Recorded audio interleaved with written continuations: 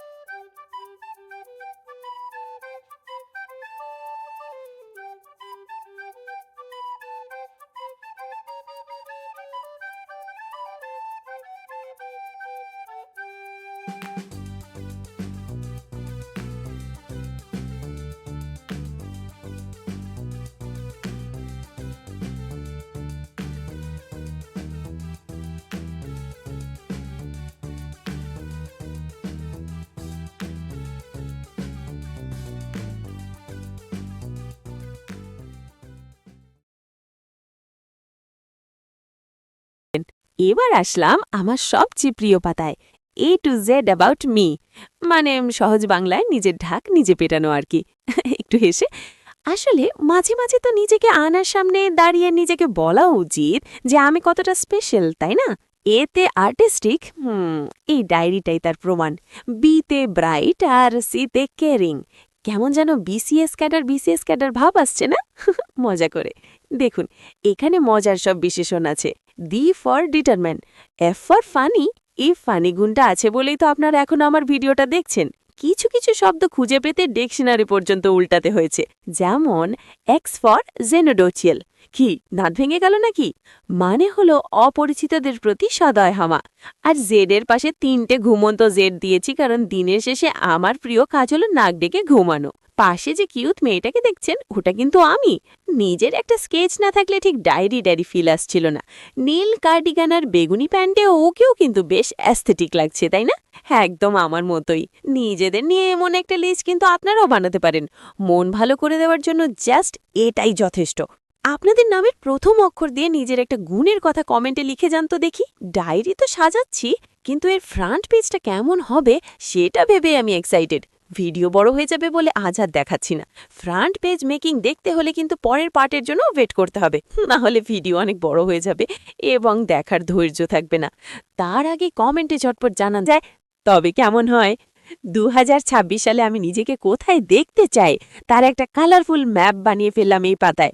আকাশ জুড়ে 7টি রঙিন মেঘ, আর তার ভেতরে লুকানো আমার 7টি স্বপ্ন।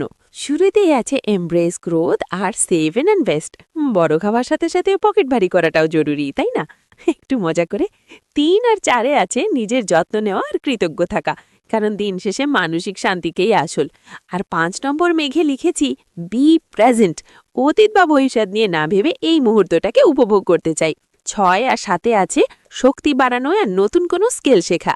2026-এর এই 7টি মেঘ এখন সাদা কালো পাতায় বন্দি মনে হলেও আমার বিশ্বাস এই 7টি সিঁড়ি বেয়েই আমি আমার সেরা ভার্সনটা খুঁজে পাবো। প্রতিটা মেঘের চারপাশে এই রঙিন আভাগুলো দেখছেন, এইগুলোই কিন্তু আমার মোটিভেশন।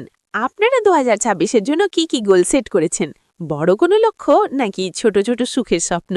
আমার এই 7 স্টেপ গোল সেটিং পেজটা আপনাদের কেমন লাগলো কমেন্টে জানাতে ভুলবেন না কিন্তু। জীবনটাকেই সাদা কালো নাকি তার মাঝে অনেক রঙের খেলা? আমার ডায়েরির এই পাতাটা সাজালাম জীবনের সেই চিরন্তন ব্যালেন্স নিয়ে।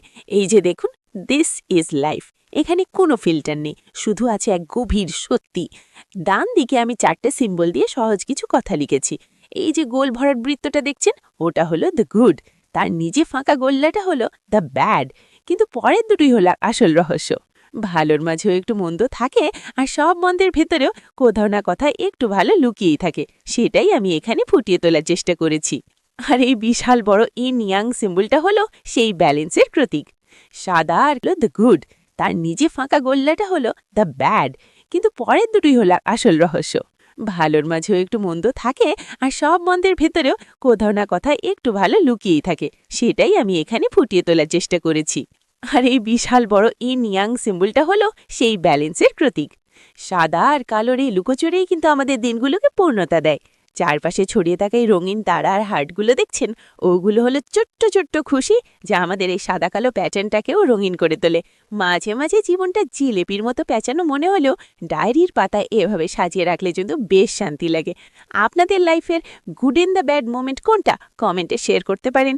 29টা বিষয় দিয়ে সাজানো এই বিশাল জার্নালের ফ্রন্ট পেজ ডিজাইন আর পরের ধাপগুলো দেখতে হলে কিন্তু একদম মিস করা যাবে না।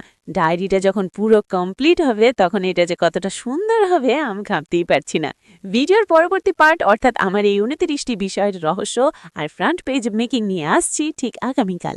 ততক্ষণ চোখ রাখুন আমার পেজে। আজকের মতো বিদায়, আল্লাহ হাফেজ।